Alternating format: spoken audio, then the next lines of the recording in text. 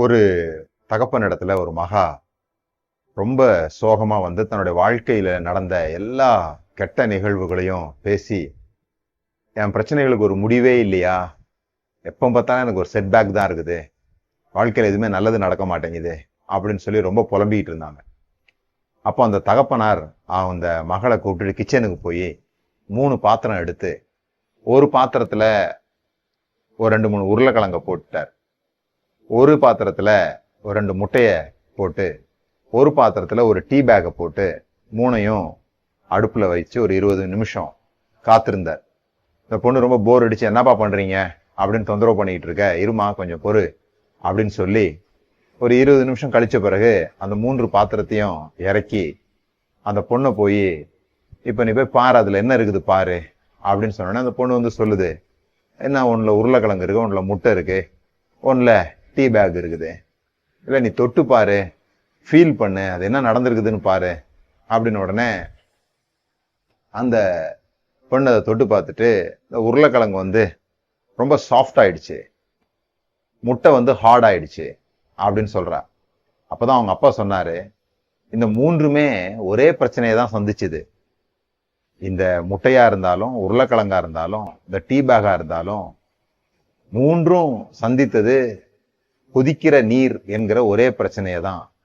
ஆனா ரொம்ப கடினமா தன்னை ரொம்ப ஹார்டா காமிச்சிட்டு இருந்த உருளைக்கிழங்கு இந்த கொதி தண்ணியில போன உடனே ரொம்ப மென்மையா கொலகொலன்னு ஆயிடுச்சு.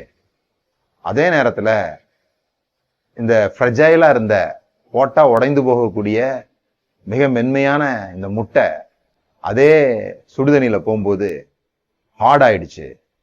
அதை விட இந்த டீ பேக் அதே சூழ்நிலைக்குள்ள போகும்போது தனக்குள்ள இருக்கிற சாரத்தை அந்த சுடுதண்ணிக்குள்ள பாய்த்து அந்த சுடுதண்ணியும் தன்னை போல மாற்றி 2 பேருமே முந்தி இருந்ததை விட பெட்டரான ஒரு இடத்துக்கு வந்துட்டாங்க.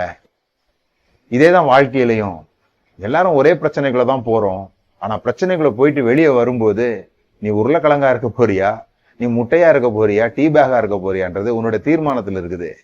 சில பேர் வெளியே பார்க்க முரட்டுத்தனமா இருந்து துன்பங்கள் வந்த உடனே கொலகொலன்னு ஆயிடுறாங்க.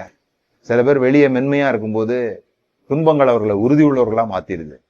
ஆனா சில பேரு அவர்களுக்குள்ளாக இருக்கிற அந்த சாரத்தை அந்த துன்பங்களுக்குள்ளாக கொடுத்து வெளியே வரும்போது இன்னும் பெட்டரா, அது ஒரு சாதாரண தண்ணீராக இருந்ததை தேநீராக மற்றவர்கள் பருகக்கூடிய அளவுல மாற்றக்கூடிய வல்லமை வாய்ந்ததாக இருக்கிறது. நீங்கள் எப்படிப்பட்டவர்களா இருக்கிறீர்கள் என்பதை நீங்க தான் முடிவு பண்ணணும். பவுல் சொல்றாரு, இந்த பொக்கிஷத்தை இந்த மண்பாண்டத்துல நாங்க பெற்றிருக்கிறோம் அப்படின்னு சொல்லி 2 கொரிந்தியர் சொன்ன பிறகு அவர் சொல்றாரு, நாங்கள் எப்பக்கத்தில் நெருக்கப்பட்டும் ஒடுங்கி போகிறதில்லை, கலக்கம் அடைந்தும் மனம் மடிகிறதில்லை, நாங்க கீழே விழுவோமே தவிர இல்லாம போறதில்லை அப்படின்னு சொல்லி வெற்றி முழக்கம் எடுக்கிறார்.